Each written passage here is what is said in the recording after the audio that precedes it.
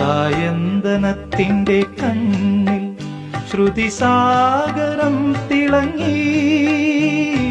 ചാരേ കൺ തുറന്നതോ സുവർണ്ണ താരകം.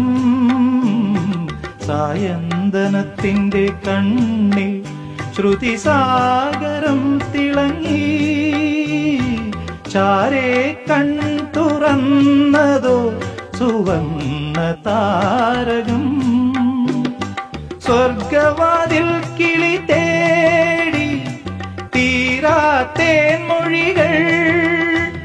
നാദം നാദം മൃദുവായി പൊഴിയും നിലവിൽ പോലും.